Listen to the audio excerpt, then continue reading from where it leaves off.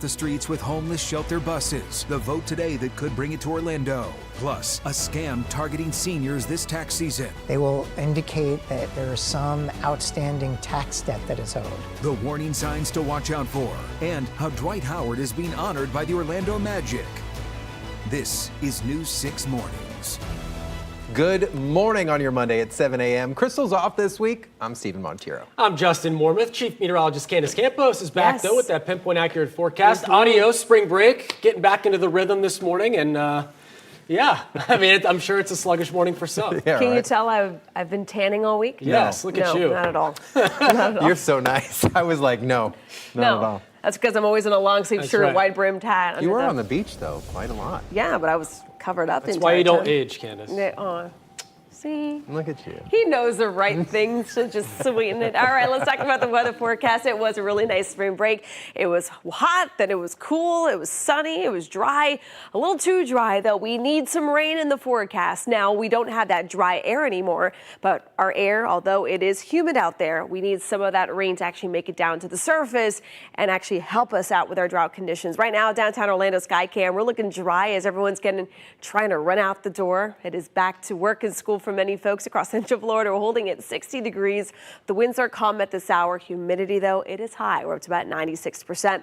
Now, temperatures out the door, upper 50s to low 60s, still nearing 60 degrees throughout Orlando, Melbourne, and Mico.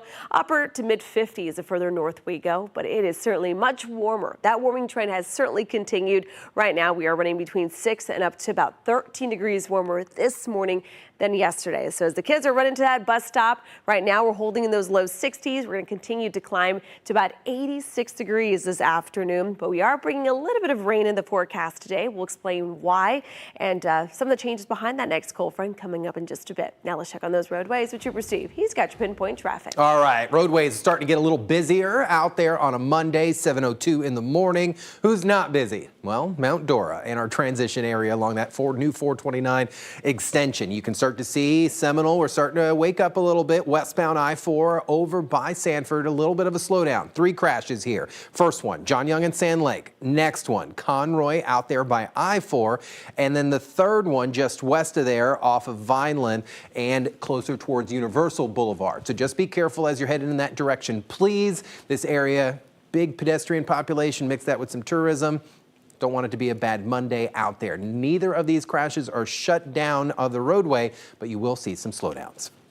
A memorial is growing outside the Tavares home where police say a 10-year-old boy suffered from, quote, unimaginable abuse. We learned on Friday that little boy, Xavier Williams, passed away weeks after being rushed to the hospital. And this morning, the cases against both his mother and her boyfriend are expected to be brought up in court. News 6's Mark Lehman following the latest live in Tavares this morning. And Mark, we're expecting the charges against the couple to be upgraded.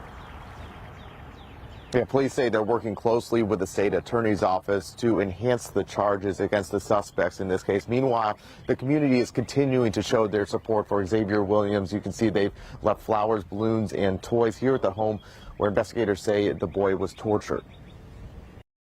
Like, I don't know how a parent can let that do that to any child, to their own child, and then let her boyfriend do that. Neighbors tell us they're heartbroken and still coping with the loss of Xavier Williams, the 10-year-old's death on Friday impacting many in the Tavares community. It was traumatic. It's not like the boy got hit by a car. You know, he was abused for a long time. Williams died weeks after police say he was dropped off at the hospital by his mother, Kimberly Mills, and her boyfriend, Andre Walker. The couple was arrested after investigators say there was clear evidence of unimaginable abuse. Detectives uncovering a ladder, 10-pound weight, and duct tape, which they say were used to torment Williams and his younger brother. The police department this really hit them hard. We're a strong department, and our police department is one of the best, and they're so good at what they do, and this one got to them. Both Mills and Walker are facing child abuse charges. Those will now likely be upgraded as the pair remain in jail without bond. Mills and Walker are both listed for an arraignment at 8:30 this morning. That's when we could also learn more about their charges. Meanwhile, a vigil for Williams is being held on Saturday in downtown Tavares, and donations are also being collected for funeral expenses. We posted a link to that under this story on clickorlando.com. For now, reporting live in Tiberias, Mark Lehman, getting results, News 6. Thanks, Mark. This morning, we're getting a new look at the fire over at Epcot that sent some thick black smoke into the air and forced the evacuation of a popular ride. Oh my God, it's right there. Oh, the fire's right there. It's on fire. Well, this happened on Saturday night. Disney says the fire started in a walk-in cooler that was behind the France Pavilion out in the park. The nearby Ratatouille ride was also evacuated as precaution, but thankfully nobody was hurt. Disney says it was able to get that fire out quickly. The cause has not been released. New this morning, the search for a missing man has come to a tragic end in Orange County. And the sheriff's office put out an alert after 70-year-old Michael Brazo disappeared on Friday from his home near Tanja King and Avalon Park Boulevards. They were worried because Brazo suffers from dementia. Sadly, we learned yesterday he was found dead not far away. The sheriff's office isn't releasing any other information, only saying that their thoughts are with his family. As cities across the state struggle to find shelter for homeless residents, Orlando is considering a new idea. So get this, 2 Greyhound buses could be converted into overnight shelters, and a vote on that proposal is just hours away. News 6's Stephanie Rodriguez is live with that story. Now, Stephanie, this proposal comes just weeks after the city of Orlando dropped its plans to open a large shelter out in the Soto district.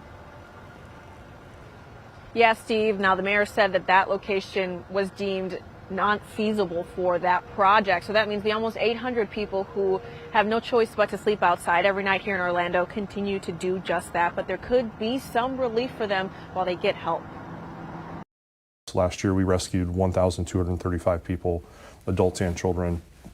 And this year, our goal is to help rescue now over 1,300 adults and children. Eric Gray of the Christian Service Center is ready to save lives in a new way. So if the project's approved, we would likely be purchasing 2 45-foot buses. The nonprofit would run the Dignity buses, former Greyhound buses fitted with 20 bunk beds, power outlets, and a large restroom. The buses would be staffed with security and powered by an electrical plug-in. We're trying to get people who are literally sleeping outdoors right around our campus into a safe, warm space.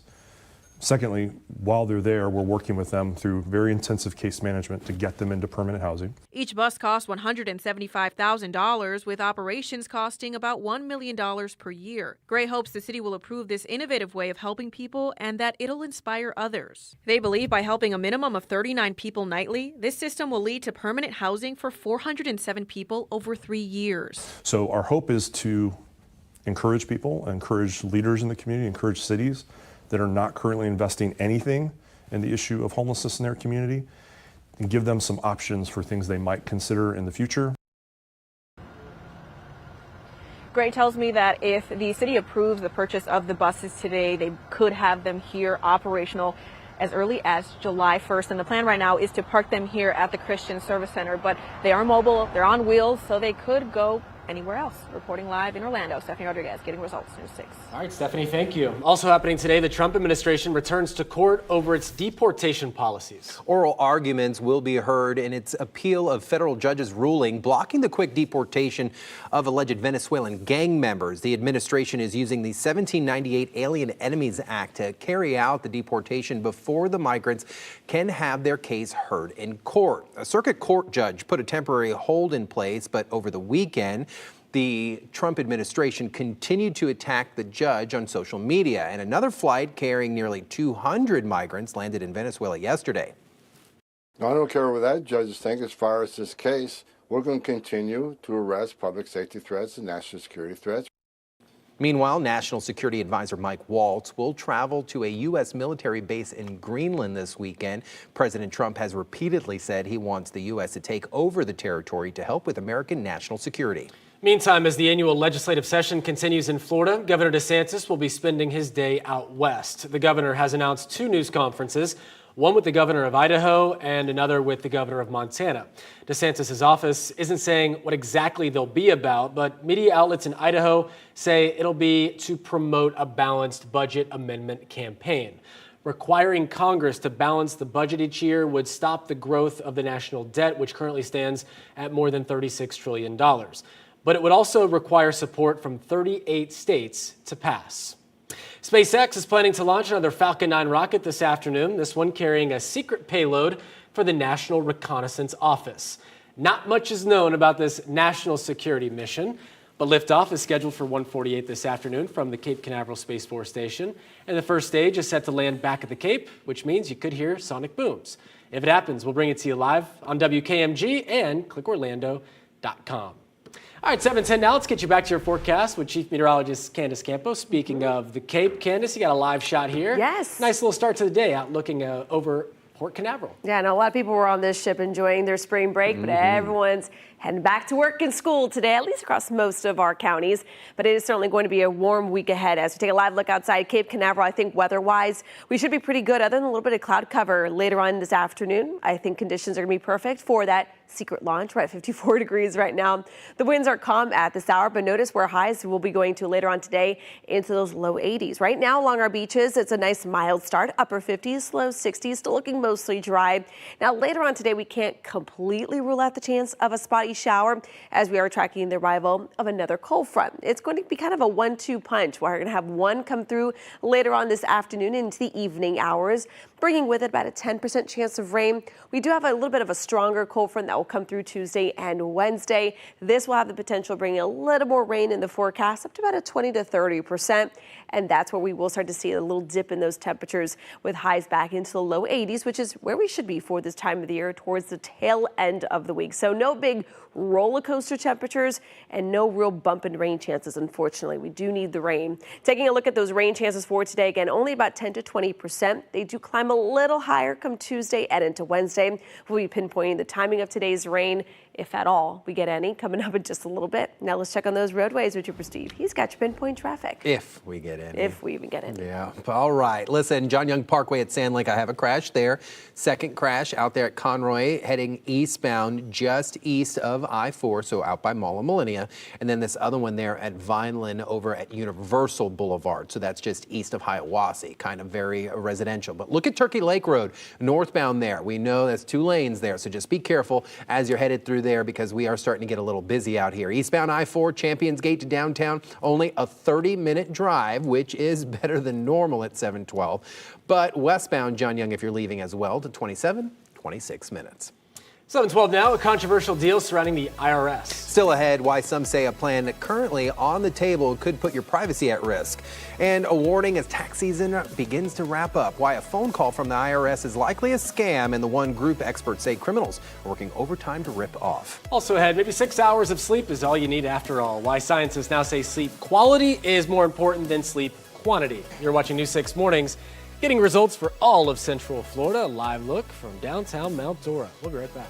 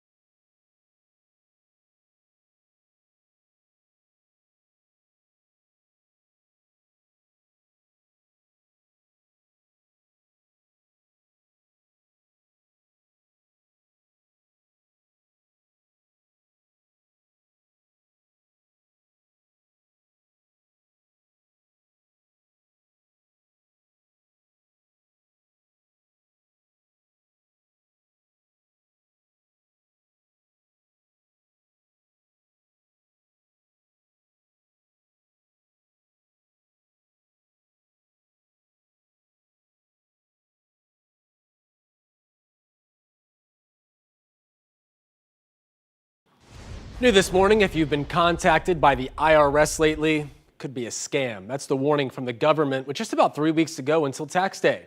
In this week's Schemes and Ripoffs Alert, the IRS commissioner, the former IRS commissioner, tells investigator Lewis Bolden about the imposters to be on the lookout for and the one group being targeted. Senior scams, how common are they? Very common, unfortunately. Former IRS Commissioner Danny Werfel says scam artists are pretending to be IRS officials to get your money. The number one senior scam we see are IRS impersonation scams. People over the age of 60 lost a combined $3.4 billion to fraud in 2023.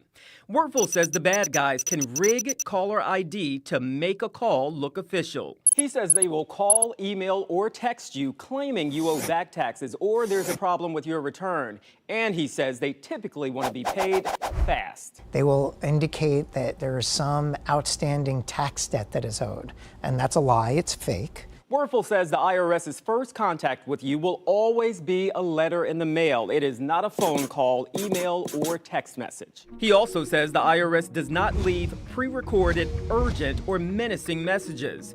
They also don't request immediate payment by gift cards, prepaid debit cards, or cashier's checks. And we really urge taxpayers to know the signs. There are things the IRS would never do, and if you see it happening, you know it's a scam. If you think you've been the victim of a scheme or ripoff, email me at lbolden@wkmg.com. Remember, don't fall for the scheme. Don't get ripped off. Getting results, I'm Louis Bolden, News 6. Meantime, new this morning, the IRS appears to be close to finalizing an agreement with the Department of Homeland Security to help locate illegal migrants. This agreement would require Immigration and Custom Enforcement to submit names and addresses of people it suspects of living in the country illegally to the IRS. The tax agency, in turn, would then cross-reference and confirm that information. Critics say involving the IRS would endanger taxpayer privacy. And this morning, the search for 2 missing people is now suspended after a deadly boating accident in the St. Johns River. 8 people were on the water near Jacksonville on Friday taking pictures when the boat suddenly capsized. 4 people were found alive, but 1 hour later passed. 2 children and 1 adult were still unaccounted for, but we learned last night 1 more victim was also found deceased. Rescue officials say no one was wearing a life jacket. That is a huge factor, especially in the current, because you cannot believe, unless you experience it, how fast you will be moving through that water. And, you know, you're going to be a football field away in a matter of moments. Now, the Coast Guard announced yesterday it was suspending its search. Florida Fish and Wildlife, along with the Jacksonville Sheriff's Office, says it will continue to look for the 2 other missing people. The Orlando Magic preparing to honor its 13th inductee into the team's Hall of Fame. Today, Dwight Howard will get the honor during an event at the Kia Center. He'll also be honored during Orlando's game tonight against the Los Angeles Lakers. Of course, Dwight Howard played for both teams. Howard, who was the first overall pick in the 2004 NBA Draft, led the Magic to the 2009 NBA Finals. He's also the team's all-time leader in points scored. Magic CEO Alex Martin says Howard left an undeniable imprint on the history of the franchise. All right, the belief that you need at least 8 hours of sleep may not be true. That's according to sleep scientists, always changing up on us, right? Doctors generally believe 7 to 9 hours of sleep a night is best for your health, and getting less than 6 hours or more than 9 hours on average is bad for you. However, experts say everyone is different and sleep quality may be more important than sleep quantity. And it's really interesting because your daughters are awake right now. Yes, they are. Loud and awake. Pulling them out of bed early in the morning. Hi. They're on FaceTime over there. You know, what if you don't have sleep quality or sleep quantity? Yeah, if you're in the middle. Then there. what? Neither. Yeah. Then you're screwed. Yeah, basically. I mean, at the end of the day, there's so many little nuances to sleeping. You know, it's like, I don't know. It doesn't matter. For me, it's like, if I think I'm going to get enough sleep, I'm like, oh, tomorrow I'm going to be refreshed. No, you're not. And then it's like a delayed thing. Like if you don't get good sleep one night, you're fine that day, but then the next day you're sluggish. Correct. Or then you procrastinate and like, oh, I can get 8 hours. And then you're standing in the kitchen for an extra 2. Bottom line is fake it till you make it. Really, at the end of the day. That's what we do. How you do it in life, too. Caffeine, whatever the case may be. What do you think we're doing right now?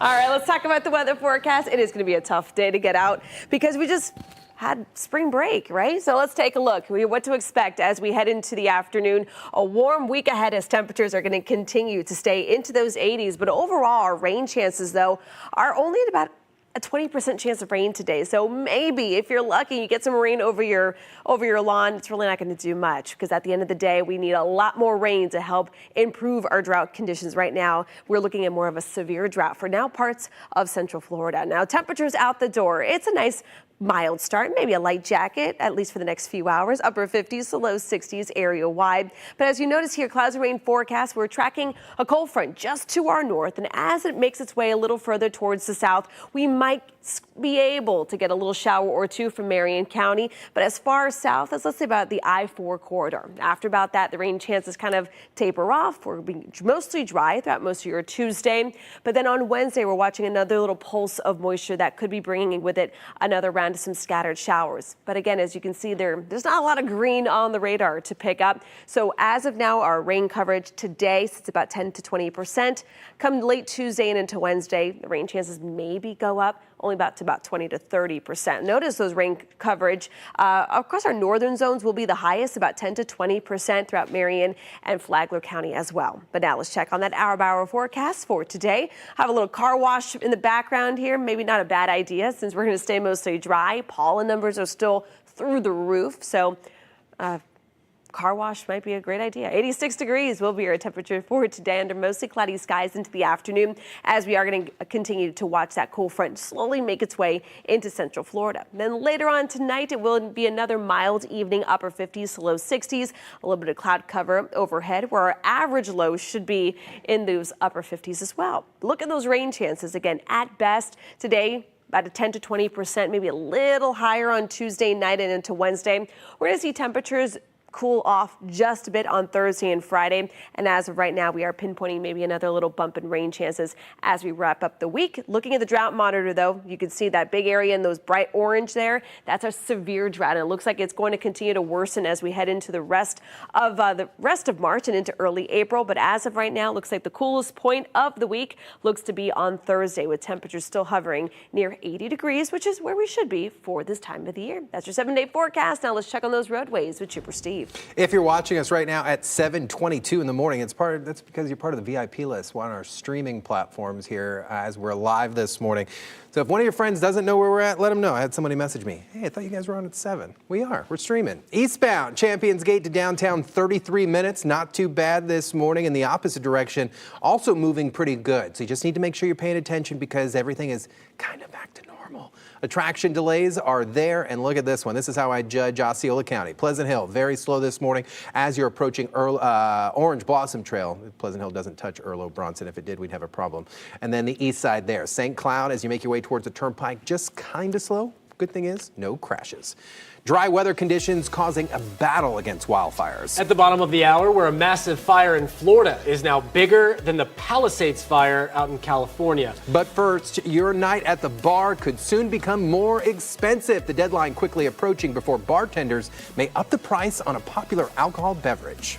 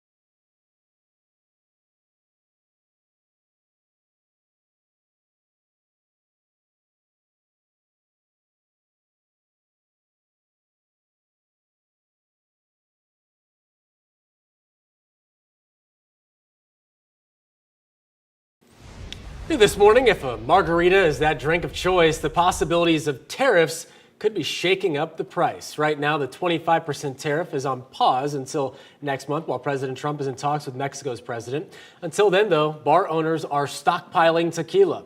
Exports from Mexico to the U.S. jumped 35% in January and 25% in February compared to last year. President Trump expected to make a final decision on tariffs by April 2nd. Well, this morning, it is great to be a Florida Gator. Oh, yes, it is. Still ahead, the stunning takedown of the defending national champions in March Madness. And what's next for the team as they head to the Sweet 16? Plus, frustration over possible changes to the U.S. Postal Service sparking protests across the country. How postal workers here in Florida are reacting to President Trump's latest plan. You're watching News 6 Mornings, getting results for all of Central Florida on air and around the clock on clickorlando.com. We'll be right back.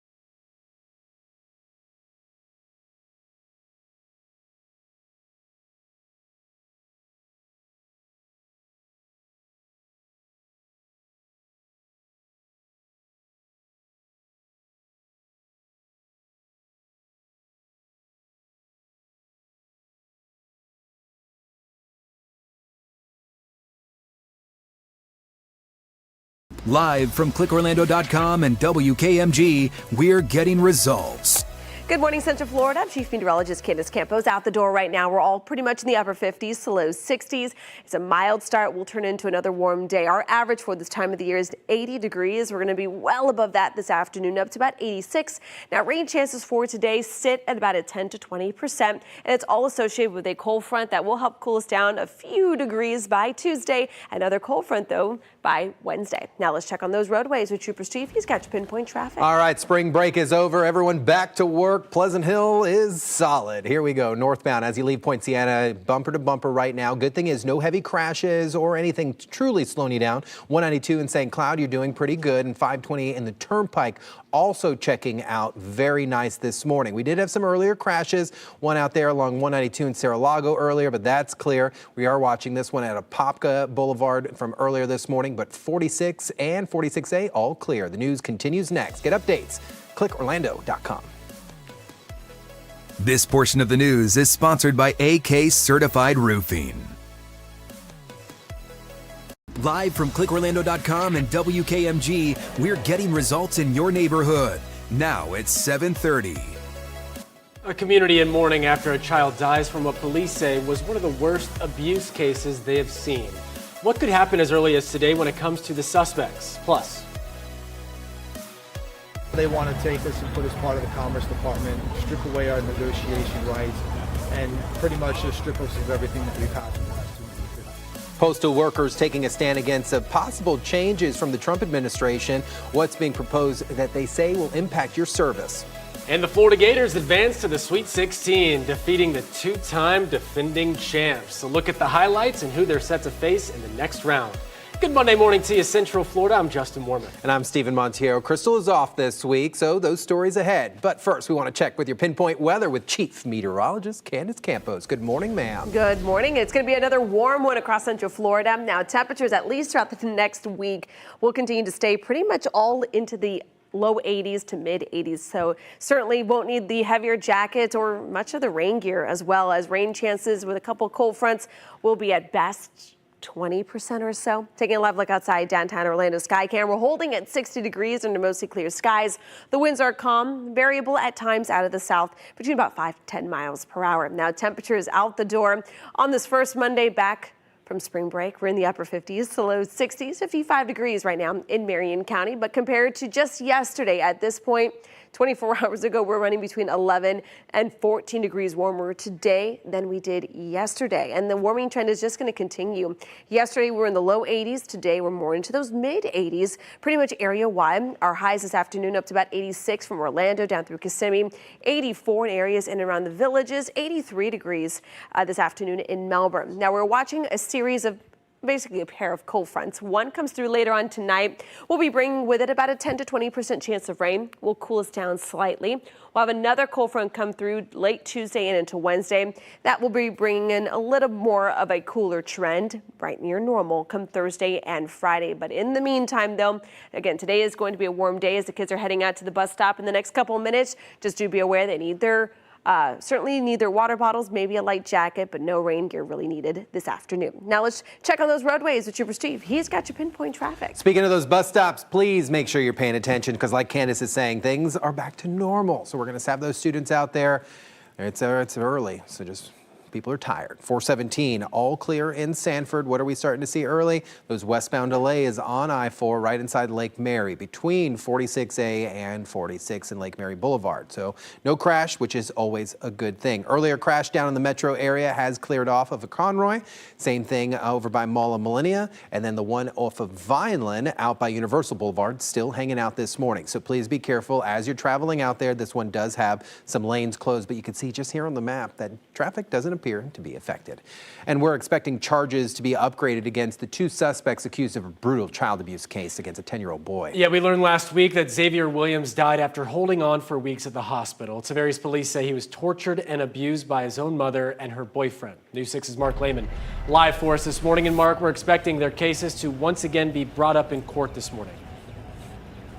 Yes, both have arraignments scheduled to happen an hour from now. That's when we could also learn about more about upgraded charges following the boy's death on Friday. And since then, there's been an outpouring of support here at his home where investigators say he suffered at the hands of those who were meant to care for him. We all made the cards for him when we first found out. Bailey Smith was a friend of 10-year-old Xavier Williams and says he never mentioned anything about what was happening inside his home. We're all kind of mad at his mom and her boyfriend for doing that to him. And we wouldn't expect. I've never been to his house or never met his parents, but my friend, when they were on the call with him, his house looked like a normal house, happy family. Williams died Friday, weeks after police say he was dropped off at the hospital by his mother, Kimberly Mills, and her boyfriend, Andre Walker. Investigators say the boy had bruises, burn marks, and several other injuries. Detectives later found several items inside the home which they say were used to torment Williams. It was traumatic. It's not like the boy got hit by a car. You know, he was abused for a long time. Mills and Walker were eventually arrested on counts of child abuse. As the pair remain in jail, police say they're working with the state attorney's office to enhance those charges. We've also learned a vigil will be held for Williams on Saturday in Wooten Park. Now, as for any new charges for Mills and Walker, we'll keep you updated on any developments following their arraignment that is set for 8:30 this morning. For now, reporting live in Tiberias, Mark Lehman, getting results, News 6. Thank you, Mark. New this morning, we just got an update on the 3 police officers hurt in the weekend house fire in Winter Garden. The police department says all 3 were released from the hospital and are doing well. So those flames broke out Saturday night at a home on East Story Road. Police say when they first arrived, they got reports someone was still inside that house. So officers jumped in to help, even though that smoke and the flames were just shooting from the building. 3 of those officers, like I said, along with another person, ended up having to go to the hospital. They have been released. So far, the cause of that fire has not been informed with us just yet. Post office workers taking to the streets, fighting back against some possible changes. Some Brevard County mail carriers spent their Sunday protesting these plans, which could include privatizing or restructuring the U.S. Postal Service. It's part of what's been several days of protest across the country. News 6's Angie Casada live in Brevard County for us this morning with more on why these workers are so concerned. Angie.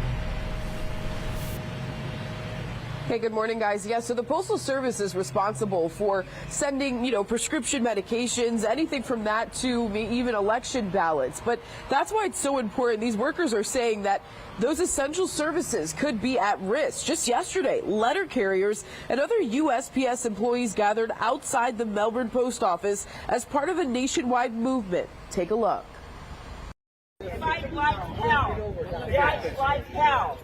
Across the country, from New York to Denver to right here in Melbourne, postal workers making their voices heard. They want to take us and put us part of the Commerce Department, strip away our negotiation rights, and pretty much just strip us of everything that we've had for the last 250 years. On Sunday, letter carriers and other USPS employees lined the streets outside the downtown Melbourne post office, warning that possible privatization could lead to job losses, higher mail prices, and reduced service, especially for rural areas. It's important to the American public because their prices go up. The Postal Service has been struggling financially for years, reporting a $9.5 billion loss last year alone. The Postmaster General said earlier this year he planned on cutting 10,000 workers to try and save money. But the president said last month it may not be enough and that restructuring is necessary. Well, we want to have a post office that works well and doesn't lose massive amounts of money. Now, while these protests continue, the future of the Postal Service remains uncertain. The Trump administration is pushing for reforms, but workers say that they're going to keep fighting to keep the USPS independent. Reporting in Titusville, Angie Casada, getting results, News 6. Thank you, Angie. Volusia County leaders are working to find new ways to prevent violence during unsanctioned events. Out on the beach, yesterday, New Smyrna Beach Police brought back a special event zone for an unsanctioned truck event. Now, it comes a week after spring breakers were involved in multiple violations and crimes in the county. Now, county leaders have voted unanimously to discuss creating an ordinance to crack down on unsanctioned events. Had a very long discussion with the chief deputy. They're making 20 arrests per day. We're trying to revitalize that. These types of activities don't revitalize it. These scare people. Now, the council says they plan on working with New Smyrna Beach, Daytona Beach, and several other cities to get their input. The NCSB is looking into what caused a deadly plane crash near Zellwood over the weekend. Orange County Fire Rescue says the pilot, a 70-year-old man, died when the plane went down shortly after takeoff from Bob White Field. He was the only person on board. Still waiting on more information about who he was and what caused the plane to go down. The NCSB says it will release a preliminary report in the next 30 days and then a final report within 12 to 24 months. State lawmakers are pushing for more pool safety measures to prevent accidental drownings. They're proposing a new bill that would require a pool safety device in homes with pools purchased after October 1st of this year. Some of the safety measures specified in the bill include an approved pool safety covering and a pool alarm that would go off if someone accidentally falls in the water. We know that this will prevent accidental drownings at low cost and will save lives. Now, the bill is set to have its first committee hearing tomorrow. We'll let you know what happens. And a traffic alert starting today. County Road 470 connecting to Marsh Bend Trail in Sumter County will have to be permanently closed to through traffic. Now, it's part of a construction project aimed at improving roadway safety and traffic flow in the area. As part of the project, A cul-de-sac will be built at the end of County Road 470, which will permanently restrict access to Marsh Bend Trail. Message boards have been installed to alert drivers of the closure, so make sure you're paying attention. Drivers are encouraged to make sure you plan ahead and use alternative routes for travel in and out of the area. The Florida Gators are moving on. After 13 straight wins, they pulled it out against a tough UConn team to secure a 77-75 victory and advance to the Sweet 16 of the NCAA tournament. The Huskies were two-time defending champs. This game was a nail-biter. The Huskies really mucked it up. Despite struggling with turnovers and free throws, the Gators' offense started to heat up in the second half, and now they are off to their first Sweet 16 in 8 years. It's a great win for our program. The time was now for us to take that next step, getting Florida basketball back where it belongs. And, being in the Sweet 16 is a great step in the right direction. All right, so the Gators will play Maryland this Thursday at 7:30 in San Francisco. Let's go Gators. I know a lot of people have picked them in their March Madness brackets. I So did. no brackets are busted quite yet if Not you picked yet. the Gators.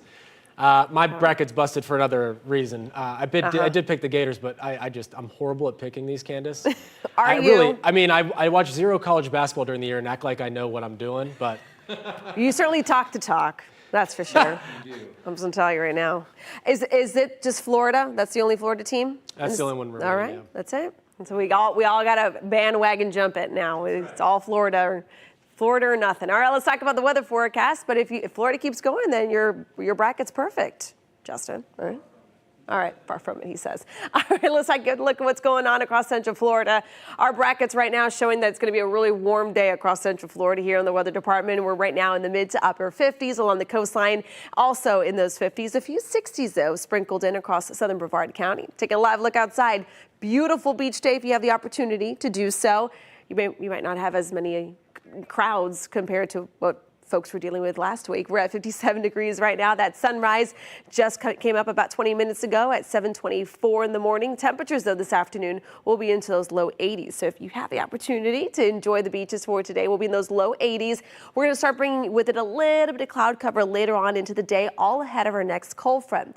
Now, this next cold front will have a slight chance for some rain embedded within it. We'll be pinpointing more of the timing of that coming up in just a little bit, but the surf, not too bad, only about 1 to 2 feet as the breeze will continue out of the south at about 10 to 15 miles per hour. Now, notice those rain chances for today. It's not going to be area-wide, only about a 10% for most of Central Florida, with the exception of our northern zones. Basically, from Sanford northward, there will be that potential, a little higher chance of seeing a little bit of rain in the forecast later on this afternoon and into the evening, all ahead of our next cold front. Now the question is what is that cold front going to do with our temperatures? We'll have more on that, including another cold front coming in this week, coming up in just a little bit. Now let's check on those roadways with Trooper Steve. He's got your pinpoint traffic. You ask these questions and then I wait for the answer, Candace, and then you make me wait 10 more minutes. I'm sorry. All right, I'll stick around. All right, Oak Ridge, east and westbound, we're clear this morning. Earlier crashes that we were really tracking, they've been able to clear those out of the roadway, to include that one that was also close to Vineland, Turkey Lake area. Just watch out for some of those routine. It's bright and early. Weather is good. Holidays are over, so watch out for your school zones, please. Out on the east side, northeast side, 417 currently clear if you're headed north there through the area. El Vido running smooth. Now, last week out on patrol, the event's over, but the conversation was great with Commissioner Peggy Chowdhury of District 1 in Osceola County. She held a free pet microchipping event that took place on Saturday. What a turnout. Head to clickorlando.com so you can watch that conversation. We talked about so much about politics, Osceola County, and then, of course, what it takes to put those events on. Today, I want to keep the dog thing going, so we're going to talk traffic safety and what you should and should not be doing with your dog or your cat in your vehicle. Join me today at 10 a.m. May have some special guests. Sounds good. 7:44, crews say they're finally making a breakthrough in containing a massive brush fire in South Florida. It's been burning for over a week and now larger than the California infamous Palisades fire. Coming up, how contained the fire is this morning and the measures being taken to fully knock down the flames. First, though, a heartwarming public appearance as the Pope now recovers at home instead of the hospital. What this means for his future duties. Next.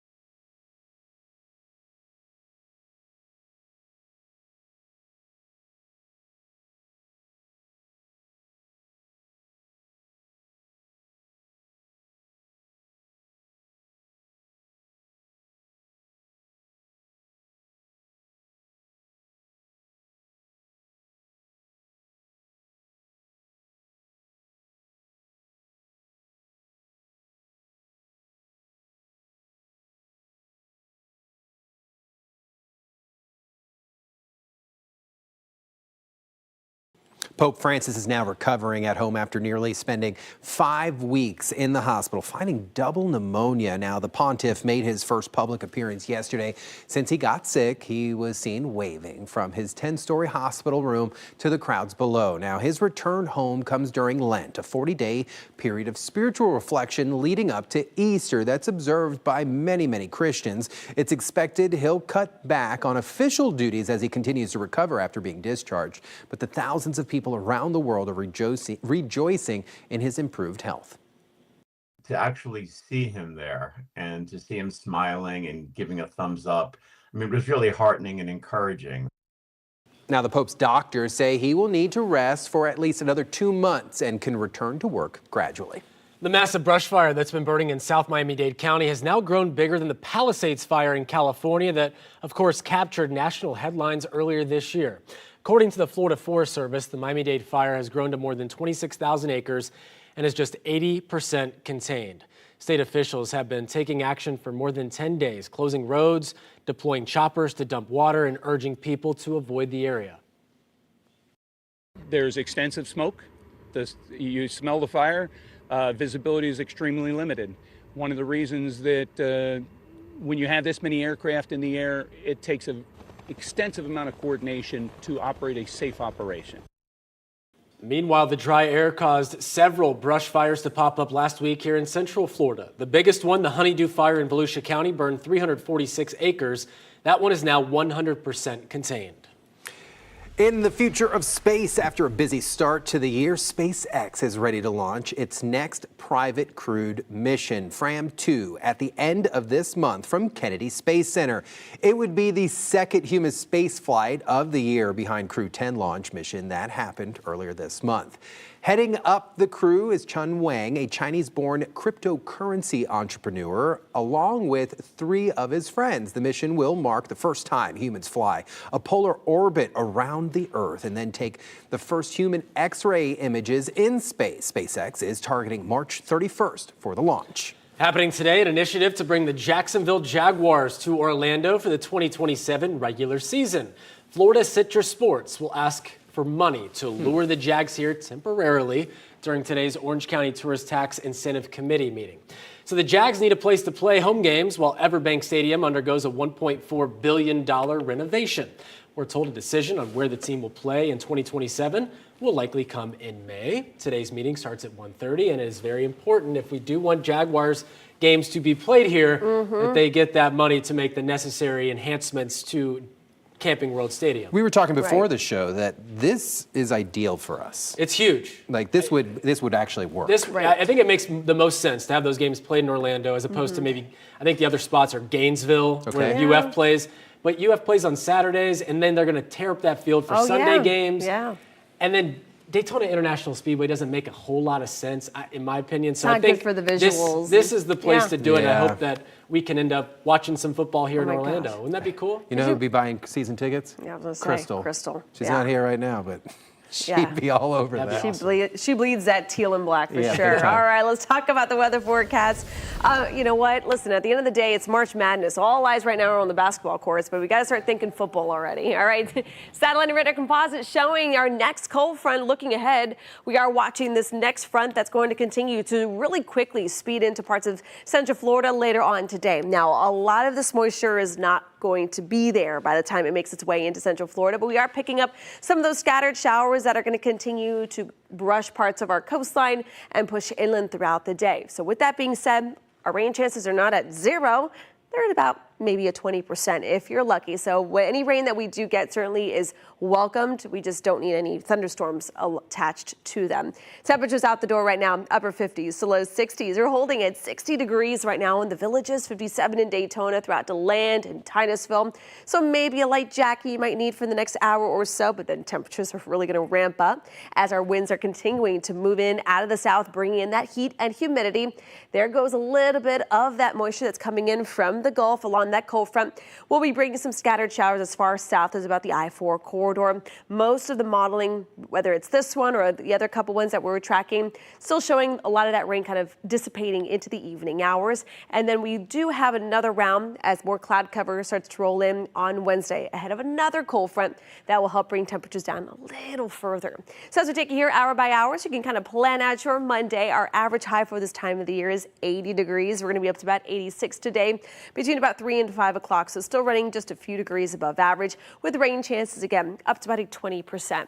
Now our lows later on tonight, we still have some cloud cover in place. That's going to keep temperatures a little warmer than this morning, upper 50s in our northern zones, but still possibly even staying in those mid 60s pretty much area wide. So I wanted to show you, here comes that first front. Notice it doesn't come sweeping through central Florida, so don't expect a big change in these temperatures. But again, there will be that potential of picking up a little bit of that moisture out of the Gulf. Then the second one comes through late Tuesday and into Wednesday. This one also kind of fizzles out before it makes its way into central Florida. But at least this one, it has the ability on Wednesday to bring in a little bit drier air. That will allow temperatures to cool back down to near 80 degrees. So the moral of the story, making sure that you are keeping your lawns nice and hydrated with watering 2 times a week, because our drought monitor is still looking real rough. Areas of Lake and Sumter County still under a severe drought. And as of now, when we kind of take a look at our rain chances, it looks like our drought conditions could be worsening throughout the next 7 days. Now let's check on those roadways with Trooper Steve. He's got your pinpoint traffic. Roadways not horrible, not great. I'd call them about average right now. 429 out by the Florida Turnpike. You know, this interchange is always a little tricky, so just make sure you're paying attention, please. We're slow on our ramps and very slow northbound 429 as you try to go south on the Turnpike.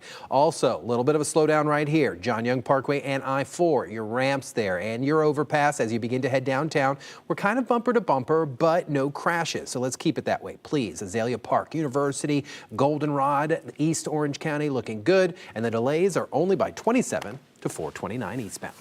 Charges expected to be upgraded for the suspects accused of horrific child abuse. The latest on the investigation into a 10-year-old's death next as we check our big stories.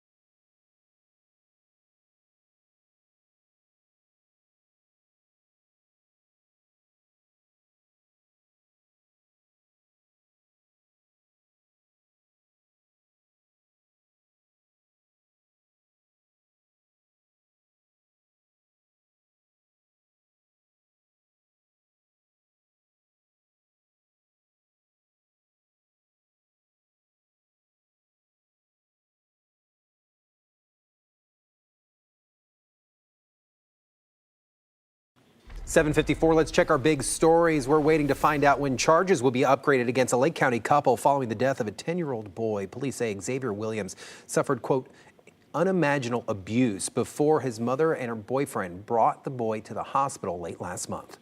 City leaders in Orlando are set to vote today on a new plan to house the homeless. It involves buying 2 old Greyhound buses, then using them for housing outside the Christian Service Center. And lawyers for the Trump administration are due in court this morning. They want a federal appeals court to overturn a decision by a lower court judge temporarily blocking the deportation of alleged Venezuelan gang members. And the Florida Gators headed to the Sweet 16. The team beat defending national champs UConn Huskies in a thrilling game yesterday. The Gators will take on Maryland Thursday night. Go Gator. Candace. All right, temperatures out the door right now. We are in the upper 50s to low 60s. Now we're going to continue to see those temperatures really crank up. We're up to about 86 degrees, so maybe a car wash should be in your future as pollen numbers are going to be high. Rain chances not really there for today, only about a 10 to 20%, so a few spotty showers along a cold front. Now we will have a little more rain in the forecast past possibly Tuesday into Wednesday, and that will help bring temperatures down a little further on Thursday, but overall do expect temperatures to stay in the 80s until further notice, with overnight lows still staying on the mild side in the 60s across the board, Steve. Feels like lower 50s in here right now. It's My cold. goodness, it's cold. All right, 429 at the Florida Turnpike. Still looking nice. No major crash to currently report. Your drive times where they should be. So please, let's keep it that way. Things nice and clear in the downtown area for a Monday. I'll take it. We like it. All right, thank you, Steve. Thank you for joining us. We break news on clickorlando.com. Remember, you can find all our stories on our new 6 Plus app for your TV. Hope you have a great Monday. Take care.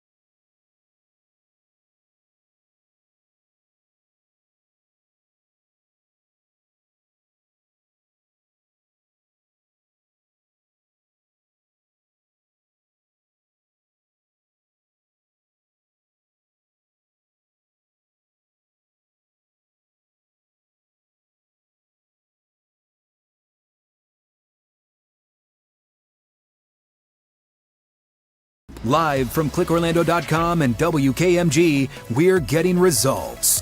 Good morning, Central Florida. I'm Chief Meteorologist Candace Campos. Up and at 'em. It is our first day after spring break, and we are certainly going to be warming things up pretty quick. Right now, we're in the upper 50s to low 60s. Now, we are watching the approach of a new cold front that will be coming through. It'll barely come through, and as it does so, rain chances could get up to about maybe a 10 to 20% chance into the afternoon. So if you do get some of that rain, consider yourself lucky. Highs in the meantime will be back into those upper 80s. Now let's get results here with your full 7-day forecast. A little more rain in the forecast late Tuesday and into Wednesday. That's all ahead of our second cold front that cools us down a little further come Thursday. Now let's check on those roadways with Trooper Steve. Thank you, ma'am. Things are routine out there. 429 in the Turnpike, super slow with a minor crash just south of there, so please be careful. Look at downtown, very slow if you're headed eastbound. It's not. There it goes. It was speeding up, and that was a computer glitch. We are moving very slow out there, but no crashes. CBS Mornings continues next. Remember, get updates, clickorlando.com.